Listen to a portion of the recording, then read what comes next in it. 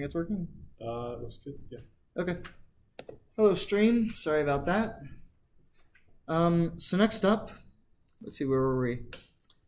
Yeah, so this is a little bit tricky. We're just breaking this down. So embedded is n by embedding dim. We add one dimension, then we add two dimensions. So it's n by embedding dim by 1. And then we expand it so we don't change the first two dimensions.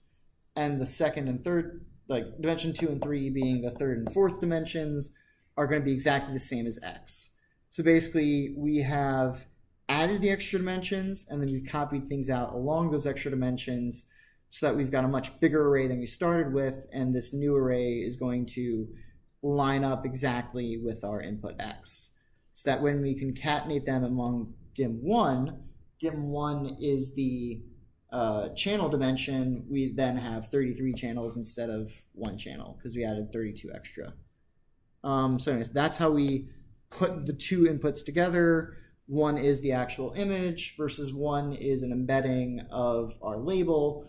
And then that whole thing is what goes into our trunk being a bunch of convolutions and fully connected layers, yada, yada. So you see how those are very similar to our previous discriminator and generator network. I just added a C at the beginning, and they have this extra input. Now, how do we incorporate that extra input? It's basically, we have a CGAN model, which I am deriving from my original GAN model. And the difference you'll see in each of these functions is basically adding a Y at the end of everybody. So generate takes both latent and the Y, and it calls a generator on latent and Y, and it's storing the Y in the state hooks. Similarly, we have a discriminator. Discriminator now takes in a Y. Our Y fake now takes in a Y. And you see things like this, where when we generate Y fake, we both pass Y into the generator and Y as a function to the discriminator, because both of them are conditioned on Y. Similarly, Y real, I'm saying Y a lot right now, but Y word, now we see it takes in both X real and Y. And the reason, and this is the part that actually connects to Inferno, because Inferno has two inputs, it's going to pass two inputs to our forward here, and that's where we pick up. Discriminator loss is just slightly changed, overriding one of the functions to gradient penalty. So basically, if we have 100 inputs and the first input is a 1, then the first generated thing should also be conditioned on a 1. And then we're going to do a linear interpolation between those two 1s, and that linear interpolation is where we're going to discriminate. We're going to discriminate conditioned on it being a 1. So all of those things kind of line up easily. And by them all lining up, it's almost like we're training these separate GANs in parallel, but sharing the network that's doing all the work.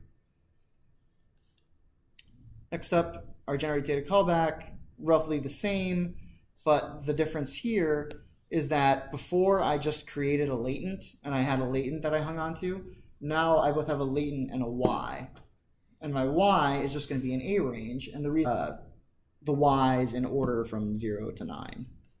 And otherwise, training iteration, generate, pretty much the same as before. I'm just passing in the Y that I didn't pass in before. Running it, you'll see it's very much the same. Of course, you know, CGAN model and CGAN data loader as opposed to all the originals. Binding to loaders. This is one other important difference, is if you have multiple inputs or targets in Inferno, the way you handle that is this num inputs and num targets in your bind loader.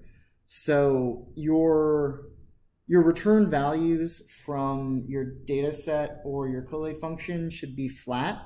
So like if you have 4 inputs and 5 targets, you should just return a list of 9 things, and it should be all the inputs and then all the outputs. And when you tell Inferno that it's 4 inputs and 5, then it will check and slice things out appropriately. Otherwise, generator, logging, observed state, all that stuff's the same. At the end, I'm calling my little generate video function. And what that gives us here, if I go back a little bit.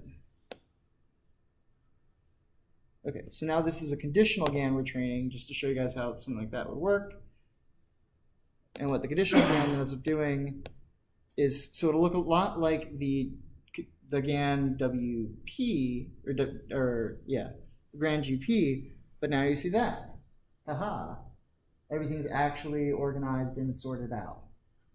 So each row obviously represents one of your labels that you're feeding in when you're training everything.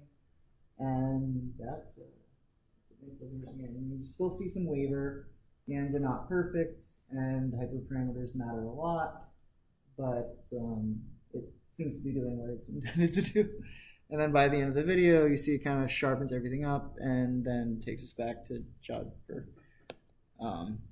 So let's cancel that. This is not my laptop or anything, by the way. I don't know what that's about. So that's the models I want to take you guys through. We got a couple minutes, so I just wanted to check that all of these make sense because they're kind of similar for all of them. The save directory is just where we're saving things. You guys should be passing that as a command line to every script you write. You should change it every time you run the script, and that way you've got a bunch of different versions. You can compare them all. As I said before, when you're in TensorBoard and you've got stuff in a bunch of different save directories, then you can just click around and like compare graphs from different directories, and that's really where the bonus comes in. But I'm just going to run through these really quickly. Batch size is your batch size, epochs, how many epochs to run. This image frequency you see there is actually how frequent